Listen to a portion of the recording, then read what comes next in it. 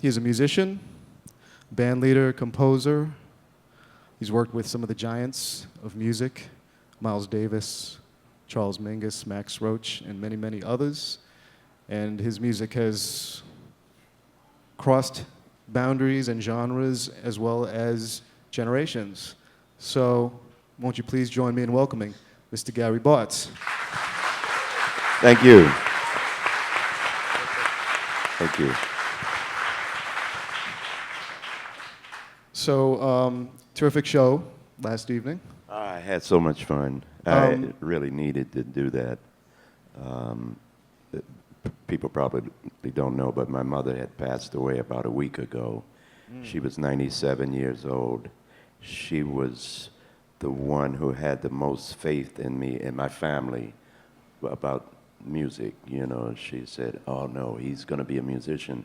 My dad said, "We don't know about that," you know.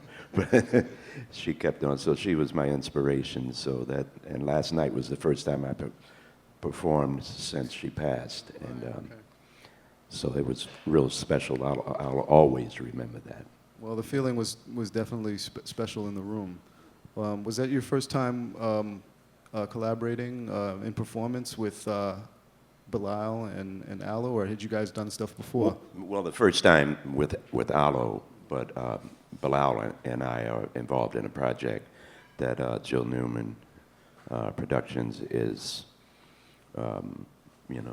working on, and so we've been doing things through the last couple of years, and so that was, it's a growing project, but it's a project that's we're really proud of.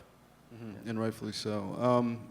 Seeing as we had vocalists working with you in the performance last night, usually I like to start these things off with a little bit of music, even though we did all have the experience of the show together last night. So just to get everybody sort of refocused and set, I know there was a lot of talk this morning. We're going to play a little something from Mr. Gary Bartz. Just get us started here.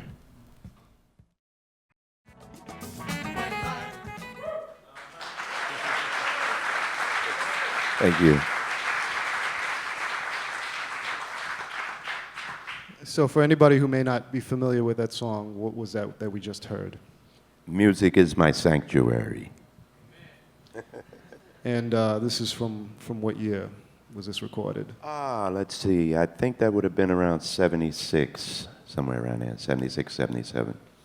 Your career has, as I said earlier, spanned many years in different styles. What do you recall about creating something like this? This is a, quote unquote, rare groove anthem. It's one of these recordings that has really been championed by a whole generation of DJs, both here and in the UK, for many years. I don't know if it was received that way or upon its release, but it's certainly, in the years since, become an anthem for people. What do you recall about even just the process of making this? Well, that was probably, I had been working with the Mizell brothers on some of Donald Byrd's records, and I thought that was a good marriage. I enjoyed working with the Mizells, and so I asked them when I signed with Capitol Records, I wanted them to be the producers, and so they also wanted to do it. So we continued working together. And Sarita, I loved Sarita from the first time I ever heard her voice. Sarita Wright. Sarita Wright, yes. So I was happy to have her on the recording. And it was a time I moved to LA in 1974. So that was an LA time. I still love LA. I love the West Coast. It's warm. We left, when we left to come out here a couple days ago, it was ice on the ground and snow. So, I always loved that. But no, that recording was a very happy time. And initially, because to me, music is my religion. I tell people I'm a born-again musician. And So that was very important. But I couldn't come up with a word. Initially, I was saying music is my religion, but that doesn't sound so good. And yeah, so someone suggested, how about sanctuary? I said, that was it. That was the word. And yeah, no, that was a good time. What was that process like with the Mizels? I mean, Josh had mentioned them earlier, and some of you guys might have been at that session that happened in LA a year or so ago. You know, what was their vibe like? What was it about them that made you trust their putting this album and other recordings in their hands? Mm-hmm.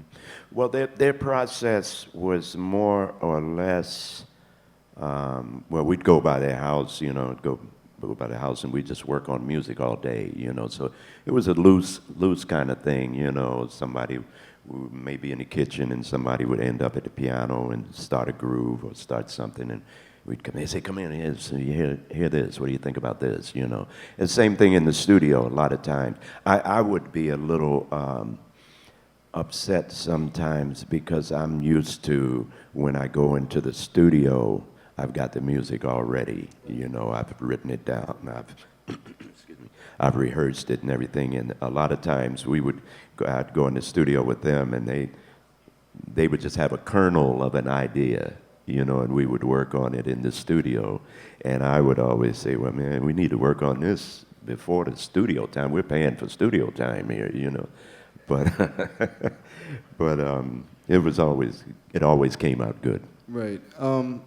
And how did, you know, it's funny you mentioned that, because some of the other recordings from earlier in your career, you know, which we'll get to in a second, you know, they all seem to be very well rehearsed and performed live. Mm-hmm. Maybe some of the things for Milestone, which are in the traditional, I don't want to use the J word, but, you know, we'll get to that in a second as well. But a traditional instrumental ensemble, right, going in and just sort of cutting it start to finish. Mm-hmm. I guess, was it difficult to adapt to that? And how were you able to adapt? Because your music has, as I said, sort of adapted so well to these different forms. Mm-hmm. It was a little difficult at first because I didn't understand their process, but that's how they worked, and it worked for them, you know. So I just went with the flow, you know. We had a little difficulties every now and then, you know, but it worked out in the end. So I said, well, let me go with it. Right. In the lecture that you did in Barcelona, if for those who don't know, Gary was a lecturer at the Academy in Barcelona in 2008. And Omas and Emma Warren, mm-hmm. Who moderate the discussion with you, spoke a little bit about your aversion to a certain word. Omas described you as a musician as a bluesman. Right. And I wonder if you might elaborate on that a little bit. The category for the show last night was the four-letter word J-A-Z-Z. Was it? I believe so. I saw it on printed material. Good thing I didn't see that. So maybe you could share some of your views on that. Well, I moved to New York in 1958. I was 17 years old to go to Juilliard and learn its music. And I was fortunate enough to have met Max Roach in 54. I guess I was about, 14, 15 years old, something like that. And so we struck up a friendship, and when I moved to New York, he, you know, looked out after me. He and Abby Lincoln would invite me by the house and have dinner. And I remember I told Abby that one time, not too long ago before she passed. I said, "You remember you used to cook?" She said, "I used to cook." She didn't even remember that. But we had many discussions, and he was totally against the word, you know, the J word. I don't even like to mention it because it's, at this point, it's such a negative word. It means nothing. And to me, I'll just say in my opinion, they asked me, you know, people ask me, well, what do you call it? I call it music. You cannot argue with the fact that it's music. You can argue that it's this or it's that. You can get an argument, but when you say music, and we don't need to go any further. I don't need to go any further. Either you like it or you don't. So, but in doing research, Duke Ellington hated the word. Miles didn't use the word. Most musicians, and this is from time immemorial, I guess, they don't label their music. We don't have time to label the music. We're creating music. So if you're labeling it under a certain name, then that kind of stifles you, because you have to go with whatever that category or whatever people think that category is.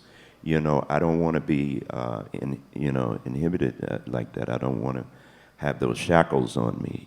So it's just music. So and most musicians, I was around a lot of guys. I was very fortunate, from Coleman Hawkins, Roy Eldridge, you name it. None of them used that word. So. And it has something to do with some of the negative historical connotations of it as well? It does, well, yeah, because it's a curse word to begin with, Started in the whorehouses of New Orleans, and people would say, well, I'm going down to the jazz house, get me some jazz, which meant I'm going down to get some pussy, I'm going to, or even say, yeah, did you fuck that woman? They would say, did you jazz that woman? So, and the music was being played in those places. And so when someone would say, well, what kind of music was it? I said it was jazz music, fuck music. So it's a negative word. And for me, negative words bring negative energies. So that's why I'm against it, You just mentioned moving to New York. Where did you grow up? I grew up in Baltimore, Maryland, yeah, which was at the time a segregated city.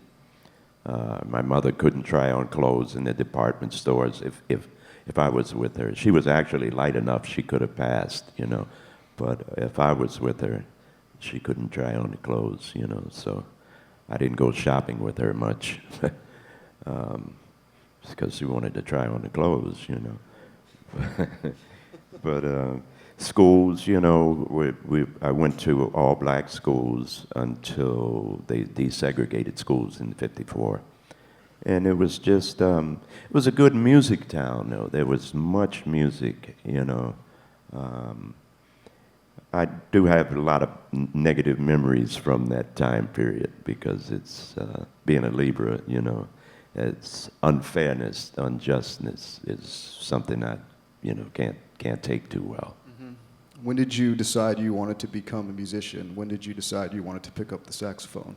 When I was about 6 years old, I heard this record of Charlie Parker. Now, I didn't know what it was. I didn't know what the instrument was.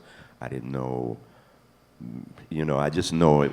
I knew it was the most beautiful thing I'd ever heard in my life, So I told my mom and dad, I said, I want to do that, whatever that is, And I found out it was a saxophone, so I'm begging every year, every Christmas, I want a saxophone. What do you want for Christmas? I said, saxophone. You don't want no saxophone. Your two little saxophone would have been about the same size as me.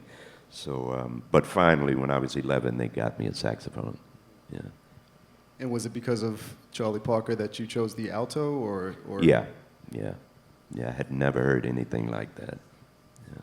Your father also, at a certain point later in life, opened up a music establishment. I saw that Jay's getting ready to pop out there. No, I'm trying to keep on top of that for this conversation. Yeah, he opened a club in he worked on the railroad most of his life. He was a railroad person. And, but when he was in 1960, he and a couple friends of his opened up a nightclub. And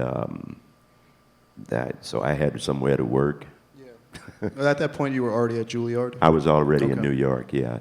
But I actually joined Art Blakey and the Messengers from his club. They were working at the club, and he found out that the saxophonist was leaving, so he called me in New York and said, why don't you come down and sit in? He's looking for a saxophonist. which I did, and joined the band right there. Whose seat did you take? Who was leading? John Gilmore. John Gilmore. Okay. Yeah. Any Sun Ra fans? In the Sun Ra, house? yeah. Yeah. Okay. Can you describe a little bit about New York, coming to New York at that time? I mean, the Academy is happening in New York this fall. Oh, yeah. It must have been a pretty exciting time for you. The early 60s, the music, your musical heroes are working constantly. You're at Juilliard. Right. Can you kind of set the scene of you know, what your routine was like to go out, enjoy the city, and experience music? Mm-hmm. Well, like I say, I was 17 when I first moved to New York, so I really wasn't supposed to be in the clubs, but it was kind of lenient, you know. We knew how to get in. And I remember when Tony Williams moved to New York, he was 15, so he really had a problem, you know. But I just saw this interview with Sonny Rollins on Tavis Smiley did the interview with him, and I never knew this, but he said they used to paint mustaches on, you know, so they'd look older, so they could get into clubs. But we never did that. We just learned how we would take musicians' instruments in. I'd take a snare, somebody would take the cymbals, you know, and that's how we got in, you know. And the other way, we would just walk up to the box office like we were supposed to be there, you know. Hey, how y'all doing? Yeah, we got to get in here real quick. I'm running late. What sort of, you know, besides the clubs, you've mentioned the loft scene. Was that around the same time, or was that later? That was a little later, yeah. Well, you know, it's a funny thing. When I moved to New York, it was the most exciting, I mean, music everywhere, clubs in every borough, and, you know, I was just taken aback, you know, and the older musicians would always say, it's not like it used to be. I said, damn, it must have really been something, you know. But they remembered 52nd Street and all of those, you know, that particular era, which I missed that. But moving to New York in '58, Charlie Parker had just passed away 3 years previous, you know, so that energy was still alive. So it was really a good time, you know. And to this day, you know, now I find myself, you know, young musicians come to New York, and now I'm saying, well, it's not like it used to be. So, where did you live in New York at the time? I lived in Harlem. Yeah, I lived up on my first, actually I had a room in a Jamaican family's apartment on 152nd and Broadway. One of your bandmates lives right on that. Justin lives right on that, like 150th and Broadway. He was telling me earlier today. So who? Justin, your drummer. Oh, Justin. Yeah, he's from Harlem. Yeah. What was Harlem like back then? A lot of energy, lots of energy. Club Baron, Small's Paradise was still open. Count Basie's. As a matter of fact, I did an engagement one time with Max, real famous engagement with 2 bands. But a lot of people didn't know that Count Basie had a club, you know, at least it was in his name. I don't know how much he had to do with the, you know, running of it. But I was working with Max Roach, and the other band was Miles Davis. So, I mean, you couldn't get in that place, you know. We were there for 10 days. Yeah.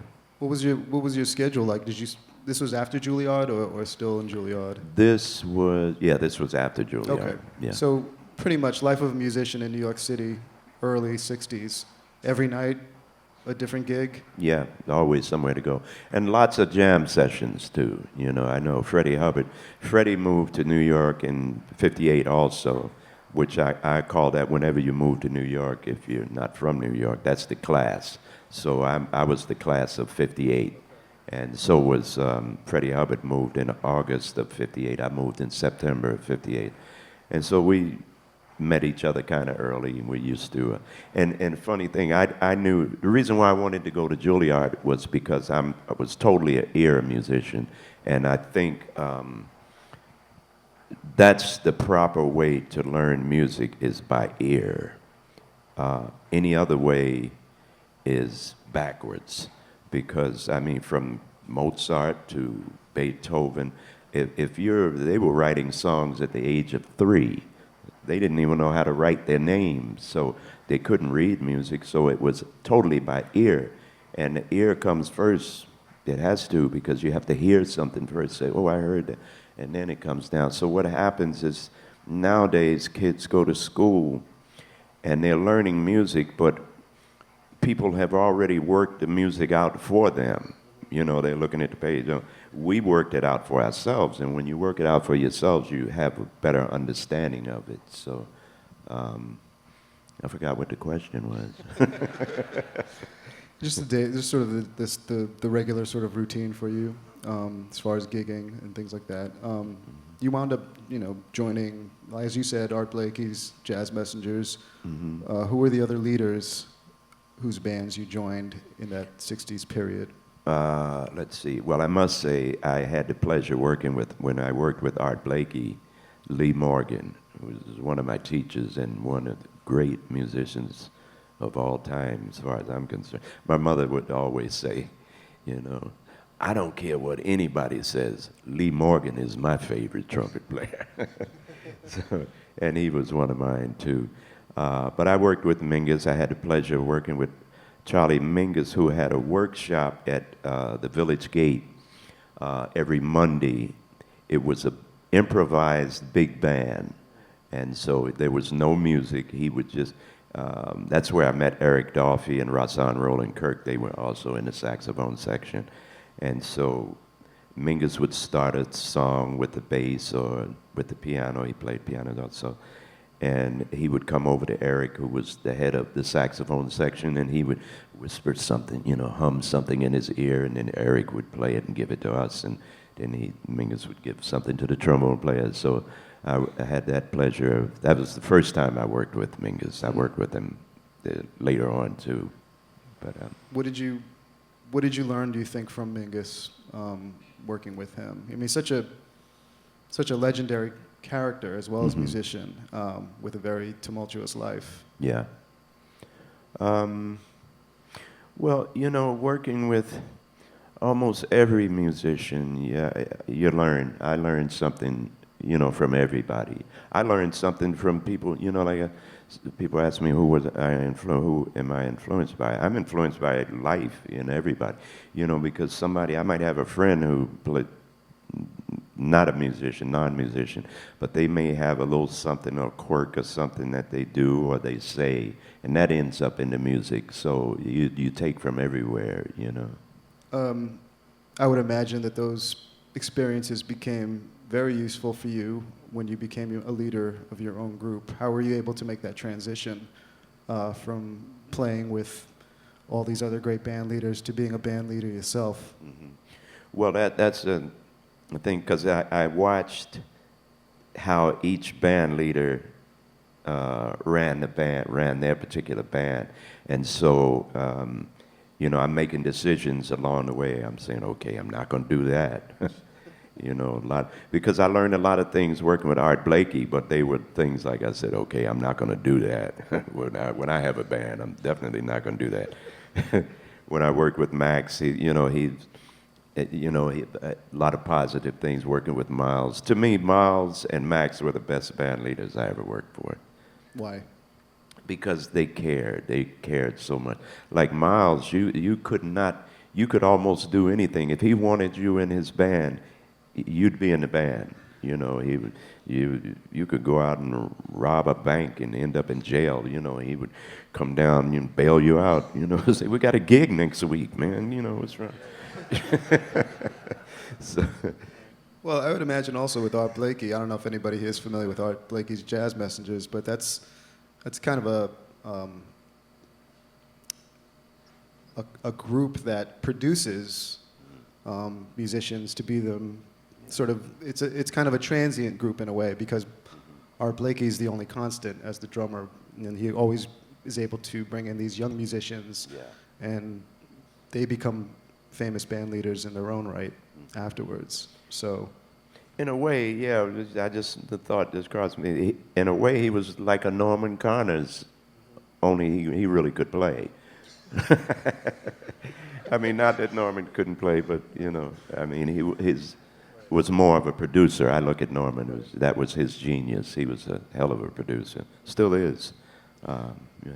Now, before we get back to a little bit more music, as a leader, can you actually talk a little bit about the loft, scene? The I almost loft, said it. I the loft almost music. blew it there. It's the loft music. music scene in New York in the 60s at that time. Yeah. Because I think a lot of DJs in this room, the loft in New York connotates something of a different generation of the disco and underground disco scene. And yet there is a precursor to that in a way in what you guys experienced. Can you just sort of explain where those lofts were? What was the scene like? How long did you stay for? What did you do? Well, you know, for a lot of musicians started renting lofts because the rent was cheap. The places were, some of the lofts were as big as this, you know, and you could play at any time, the day or night, because most of the other lofts in the building were businesses which would close down at 5 o'clock, you know, in the afternoon. So we could go there and just play. I remember Kiani Zawadi had a loft on Allen Street, and I remember taking that grand piano. Well, it wasn't a grand. It was a huge upright piano. Taking that up about 4 or 5 flights of steps in this loft in there. That was hard, man, you know. But we would go by his loft, and one time Gratian Moncur had acquired all of the lead sheets to Thelonious Monk's music. And so we said, oh, we're going to learn this music. So we went up to the loft. We stayed there for about 3 or 4 days. You know, we'd chip in, buy food, cook, you know, sleep, get up, you know, and there were always drummers and bass players and pianists and, you know, horn players coming by at different times, you know, and so we would stay there and work on the music and learn the music. So it was that kind of community. Yeah, a real communal sort of experience. Yeah. When you became a leader, what was your mindset? Was it just to record and perform your own compositions? Was it to push the boundaries of what you were doing as a sideman for these other bands? Well, I guess when you become a leader, you want to get your own musical ideas out, and so I mean, I had compositions, you know, working with Art Blakey. I had, you know, he recorded. Actually, my first record date was with Art Blakey. And I say how fortunate, what a lucky man I was in, because my first record date had Lee Morgan and Freddie Hubbard. I said, oh my God, you know, that was, you can't get any better than that, you know, but that was because Lee was a little erratic during that time, so we had just gotten back from California and Art couldn't find Lee. And so he called Freddie Hubbard just in case. So they both showed up, and so they both ended up on the record date. Yeah. But primarily to record your own material, your own compositions as a leader. Yeah. You recorded, I think, 2 albums as a leader, or 3 albums before you formed the N2 Troupe. Right. Yeah. Can you speak a little bit about what Gary Bartz' N2 Troupe was? This particular band of yours as a leader. Right. That particular band, to me, you know, the concept was I wanted a band that we could perform anywhere. We could go out in the middle of the jungle and perform. So that meant no microphones. That meant no pianos. No, you know, it was all acoustic. And so that was the whole concept. And the N2 Troupe to me was everybody. It wasn't just the band, because in those days, like, we would play at places like the East in Brooklyn, and the audience would bring their instruments. You know, they just sitting out there, and as we played, they were banging and, you know, playing tambourines and cowbells and different things, you know. And it's funny because I can remember my mom and dad, when I was a kid, they would go to Atlantic City and they would bring these souvenirs back. And there was this one thing that it was a stick with a little ball on it, wooden ball. And I said, what is this? And they would bang on, they used to do that then. So that gave me the idea of, asking people, bring your instruments. Now, can you explain into, the word into, and what that signifies? Well, excuse me. Ntu is like a suffix from the Bantu language in Africa, in West Africa. It's Bantu is English pronunciation is Bantu, but they pronounce it Batuntu. Everything Kituntu, Mutuntu, and so that the suffix encompassed all of the arts of whatever the philosophies that you had were. So I just used the suffix itself. Yeah. Okay. The first two Gary Bartz Into Troupe albums, Harlem Bush Music, is that correct? No, or is there one actually, before that, actually? The first one was a live recording at a place in Baltimore. Well, Baltimore used to have an organization called the Left Bank Jazz Society, which I became a member of before they became that. Before that, because it had been a segregated city, their first organization, the precursor, was called the Interracial Jazz Society, which musicians said, well, we don't like that, So they ended up changing it, But it was because the races were mixed, and Baltimore didn't come from that, They came from a more segregated thing. Okay, so that album was the first Into Troupe album. Right, okay. Which Woody Shaw, Rashid Ali, Bob Cunningham, and Albert Daly they were on that. Yeah. Harlem Bush Music. Two separate albums. Right, which actually, it was supposed to come out as a double. As a double album. Recording, okay. and record labels, as they can be sometimes, decided they didn't want to do that, But it was all recorded at the same time. Okay. Well, the music, of course, speaks for itself regardless. I find these to be really beautiful and fully realized musical experiences. Thank you. And let's play a little bit of something from one of these. We heard something actually last night, Aloe performing with Gary. I don't know if we should go to that right now. Should we go to that right now? Or No, you pick. pick a different one, maybe? No, you pick whatever you think. All right, well, I'll try something else. This is something from one of the Harlem Bush Music recording sessions. Thank you.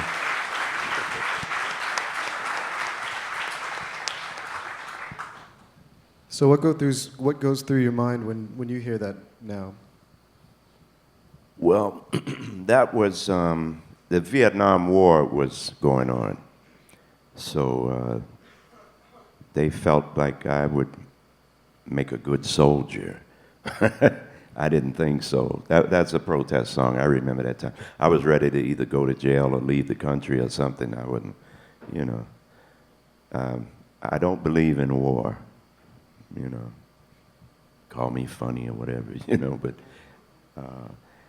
I lost a lot of friends, lost family, to wars. So that was, and I'm, I was feeling that, there's a lot of music, and to me, music can work in different ways, so I started trying to think of other ways that the music could work, especially in the community. It's funny, I just found out about a month or so ago, someone was telling me, well, almost every Black Panther family had that album. So I said, well, good. Made me very proud. Also, Andy Bay, the vocalist on this. Yes, great Andy Bay. What can you tell us about him and the experience of working with him? How did you guys come to work together? I'm not sure. I think we met. I don't remember when. It seems like I've known Andy forever, but I remember Andy and the Bay Sisters. I don't know whether you remember that group. He was the little kid, in the band, but he was the talent. Played the piano and sang, and his sisters sang with him. And then we did an album, Members Don't Get Weary, Max Roach album that Andy was on. And he gets mad when I say this, but I knew I wanted a vocalist. And Leon Thomas was a good friend of mine. But Leon had just done the Pharoah Sanders record. And so I didn't want to seem like I was copying it, so I started thinking, well, who could I use, and I thought of Andy. I guess we saw each other somewhere, and I said, that's the guy. And it was the right decision. I tell him, but he always says, oh, I wasn't even your first choice, but he was the best choice, I think. Well, he was the best choice. And I think just from a listener's perspective, where his voice in the range of frequencies filled the space, within the band, I think was one thing. Also, you contribute vocals to a lot of these a little bit, songs as well. Yeah. Which was, I guess, a new thing for you at that time. Yeah, for sure. Yeah. And what made you step out to also do that? Well, like I said, I wanted everybody. I wanted the audience to sing. I wanted everybody to sing, So that was part of the community and a communal thing. The Troop was a communal band. That's why we did we survived working a lot of the black student unions in all of the universities around the country, as diverse as from Notre Dame. We went, many, many big universities and small universities, because that was, I guess they don't have that like they did. I had a conversation with someone not too long ago. I guess they still have the union, the black student unions, but they're not as vocal right now in the communities. Yeah, so, but Andy was, and still is. As a matter of fact, there's a song that we do on my latest album that Andy sang. It's the music of John Coltrane. He sang Dear Lord. A friend of mine wrote some beautiful lyrics, and so he's still doing it. I wonder what your view is. I mean, this Harlem Bush music era, so informed by the times, having gone through segregated Baltimore as a child, the civil rights era, seeing all these different things. When you speak about different unions not necessarily being as active today, I mean, to me, the music is timeless because we still deal with all of these issues. Sure. When I listen to this music, it is such a spiritual thing. It takes me and so many other people somewhere, and yet it's still really resounds because of what's happening now.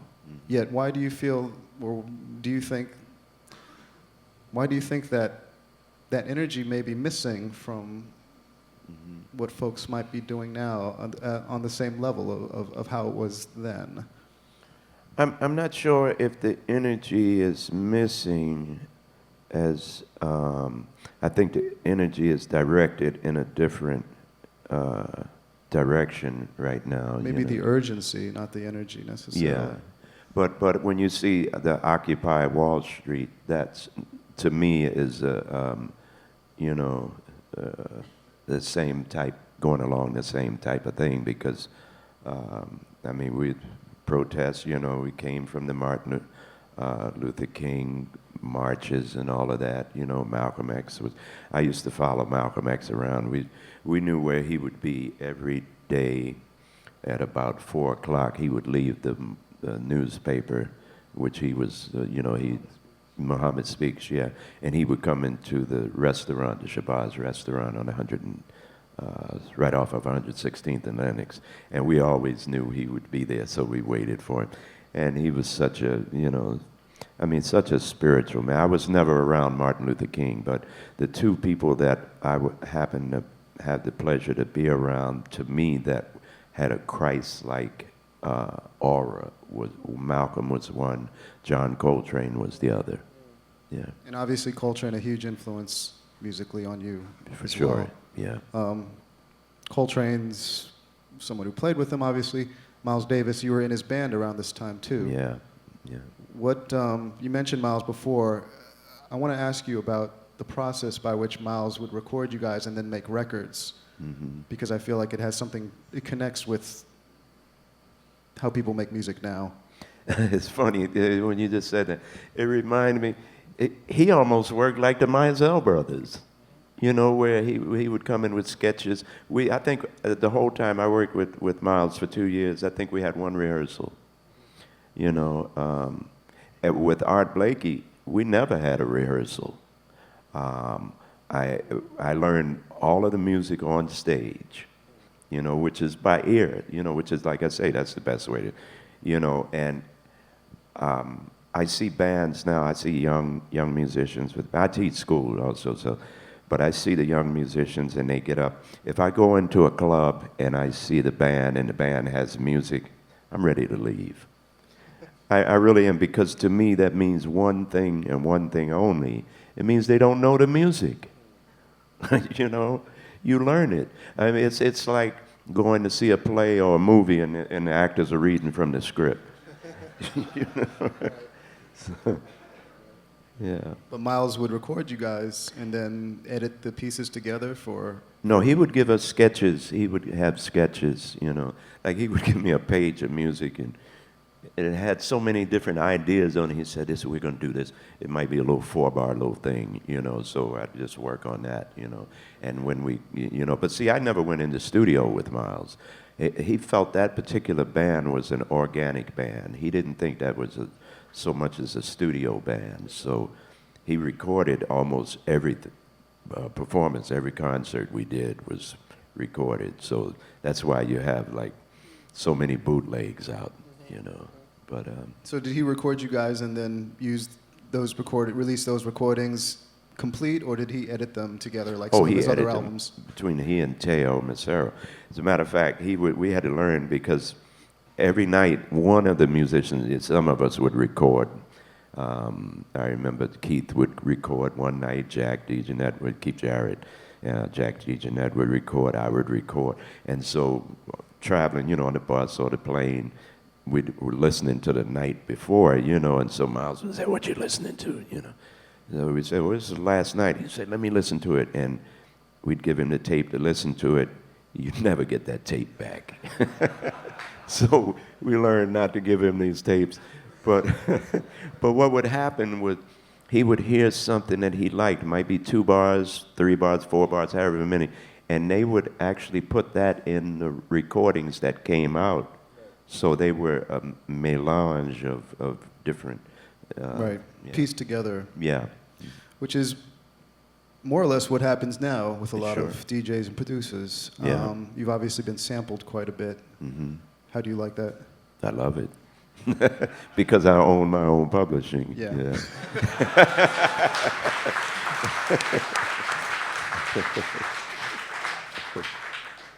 And how about the art form of it as well? I mean, do you respect it apart from being able to get a check from it? No, I do. I think it's a very viable art form. I want to play something real quick, just a piece of something, which you have not heard. No. And this is basically what a lot of DJs and producers do nowadays is they'll get the stems, they'll get the individual parts of, say, recordings from Fantasy Catalog or Milestone or labels. Which I can't even get. I couldn't get then. In those days, I would try to get them. You can probably get them now, actually, because someone here will put you in touch with the people who have them. But and people do their own remixes. They're not how you envisioned them, but they're how a different generation might have envisioned them. Similar to sampling. I just wanted to play something for you and see what your impression was. Mm-hmm. And everybody here should probably know this track. Where can I buy that? Okay, so that's Gary Bartz's Gentle Smiles. Saxy, known as being sampled by a Trap Called Quest. Yeah, Butter. For Butter. And that was a remix re-edited by Khan of Khan and Amir fame, who's a producer and DJ and does quite a number of these types of remixes, but not, this is not for commercial release, it's just something he was working on. It's sort of an unfinished version. But I asked him, you know, I called him this morning and I said, would you be cool if I played this for Gary Bartz to get his impression? Because I know he's very progressive in terms of his attitude of what DJs do and how music is edited. So what's your impression when you hear this? I love it. I want it. Yeah. But I feel as though because of your experience working with, say, you know, the Miles Davis Band and the fact that you've had a good experience as far as hip-hop producers sampling your material, you have an attitude that maybe some other musicians may not have. You're more open and friendly as far as, and you can recognize the creativity in this. Yeah. Well, that's why I don't like the word, you know, the different genres, because that keeps you in a box, you know. And I've had that problem during my whole career, is because I'm not in a box, even though they want to keep me in this box, you know. And I'm always I'll do this. You play music that you want to play, you know. So I've had to fight record labels, or as I call them, plantation labels, you know. I mean, I've had people. Well, this goes back to a panel I did a few weeks ago. Nicholas Payton's blog. I don't know if anybody's familiar with his blog, but he is totally against the J word, also, as most thinking musicians are anyway. And you know, I categorize musicians in three. There are three types of musicians. They're house musicians, they're field musicians, they're free musicians. And the house musicians will do, the record label says, I've got this idea, let's do an Elvis Presley cover. We're gonna, the whole album, you know. And a house musician would say, okay, whatever you say, boss. You know. Field musician would say, no, I don't wanna do that, you know. Plus, I've got my own publishing, so I want to do the songs that, you know, so I can, but that's a whole nother conversation, but that goes back to that. Want to keep things moving a little bit here, so we do have time for questions, I believe, at this point. So if anybody has a question for Mr. Gary Bartz, wait for the microphone, please, and you can ask. Anybody? Right over here. You mentioned the East, and my grandfather's actually G2AUC, and also in your song you're saying Uhuru Sasa, and that's a school that my mother.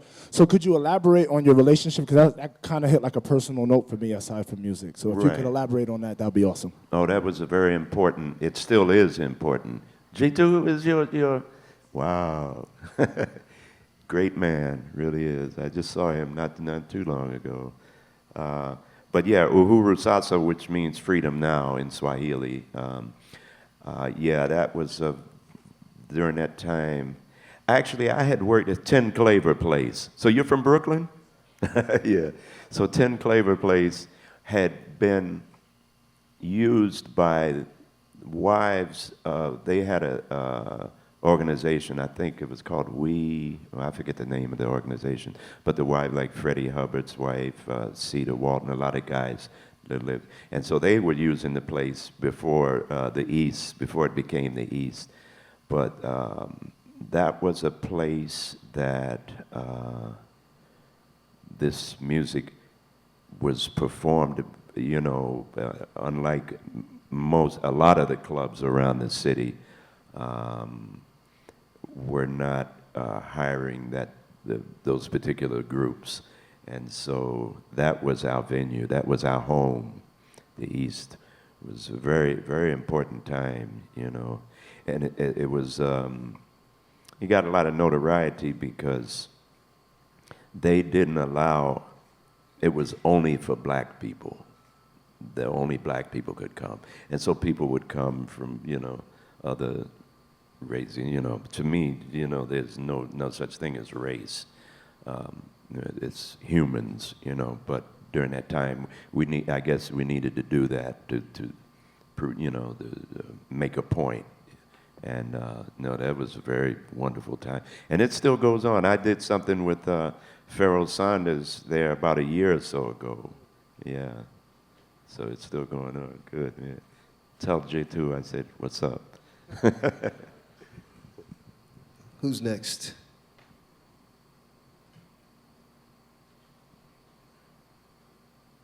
Hello. Hi. You talked about last night at your show about you were a field musician and about your job was kind of spread messages when you're on like a major label back in the day. What, can you elaborate on that a little bit? Like, what does that mean to you, and what was that about? Wait a minute, say that again. Well, you talked about how, you know, when you're on a label, you're kind of a field hand. And Well, no, you're a house. Well, yeah. a field hand is, they're not in the house. They're out in the field.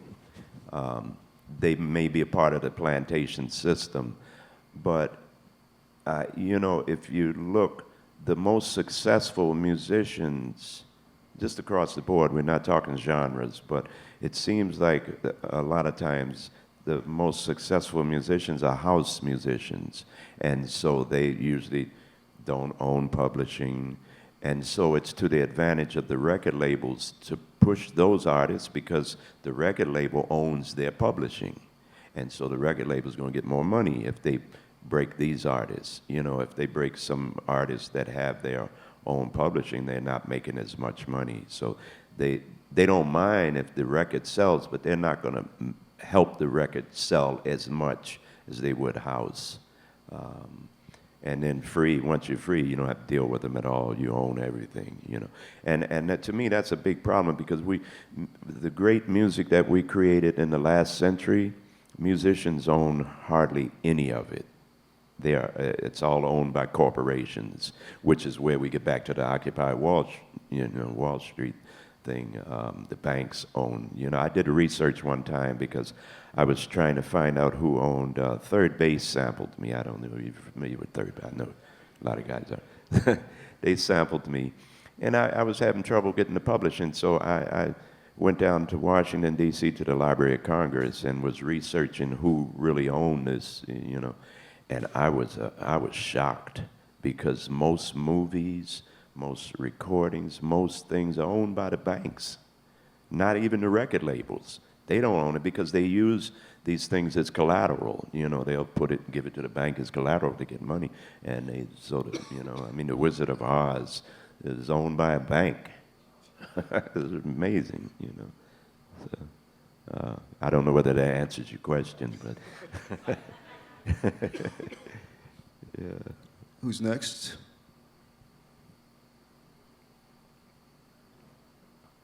Hold on. Check. So I imagine that there was a lot of saxophone players around the era of your time in New York.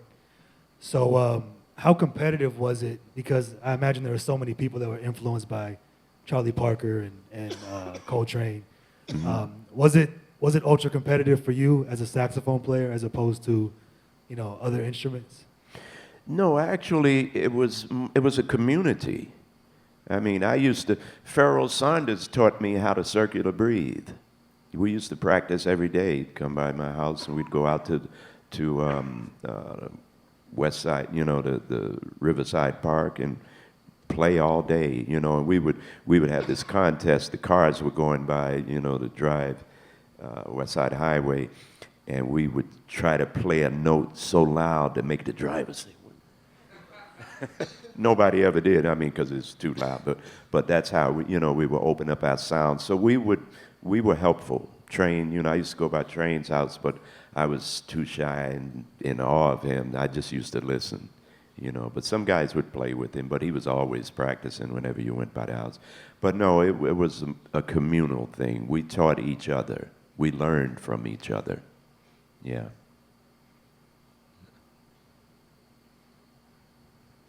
In the front here.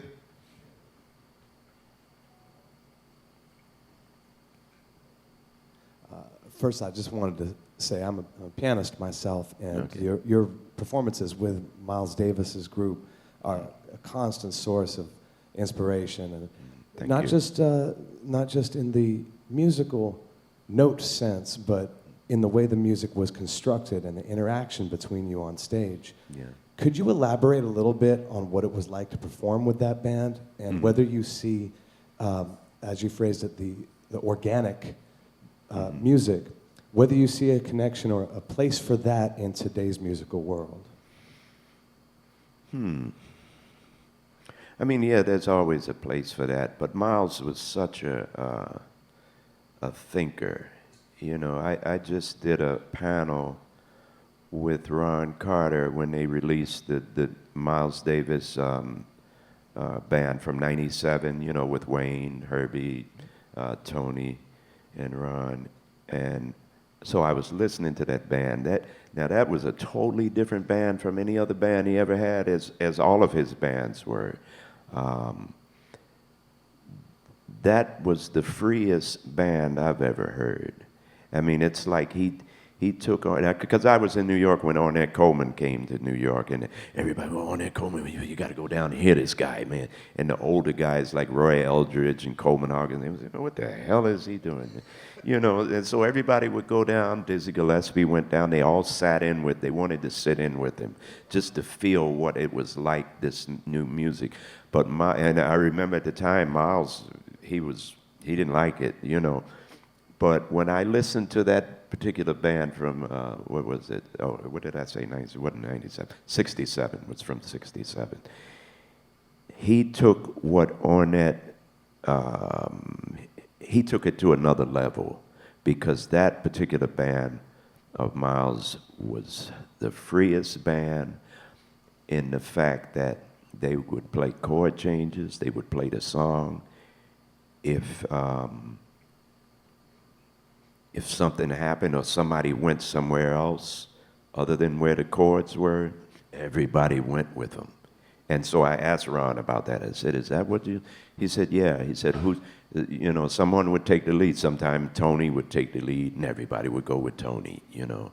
Even in the midst of the soloist's idea, if Ron played a line and somebody heard it and Herbie heard, everybody would go there, you know. So I've never heard a band like that, you know, that could go in and out of the changes, go free, go, you know, changes, and so that was, what was your question? It had something to do with organic. Was that what you guys did as well? And you were the group that followed that more, right. A little bit after a couple different bands. Right, but 70-ish, right? Yeah. 70, yeah, I joined the band in 70. So was that the same kind of creative interplay for you guys? Well, no, because by that time they were not playing the changes. We weren't playing changes like songs like, because I just did a gig with Chick Corea in New York, and Jack DeJohnette and Wallace Roney, and who was playing bass? You remember?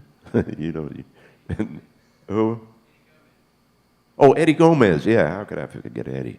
Yeah, and so we were playing some of the songs from that particular band from '67, like Dolores, which they never even played that live, you know. Pee Wee. So Miles didn't even solo on that, on the record. Wayne was the only solo. So we were playing songs like that, and that's some hard music. I mean, wow. But Dolores is the structure is 8 bars, 6-bar bridge, and then 8 and 8. So funny, man. I said 6 bars. It was hard enough to play the chords, and then you got to count too. Oh my God. You had to have been a pretty good musician, I guess, be able to do all that stuff. Yeah. I think at this point we're actually going to wrap as far as questions go. You have anything you want to say in conclusion? I would like to say that I'm proud of today's musicians, and I think that what you guys are doing is what we were doing, and Charlie Parker and people like that were doing, because it comes from the street. It's a street music, and right now you guys are very street, and I love that, you know. So don't lose that, because teaching school, I see musicians come in, and the first time they played, they were reading, you know. And so when I say, okay, play this, play a note, bam, they can't play it, you know, because they have no ears. And I remember my son heard me talking to somebody, and I was saying, "Oh yeah, and the young musicians of the day, they don't have any ears," and he pictured literally. He said, "What do you mean they have no ears? What happened to them?" But I must say, I commend you guys and the DJs, and keep doing what you're doing. Yeah. And you as well. Everybody, let's say thanks to Mr. Gary Bartz. Thank you.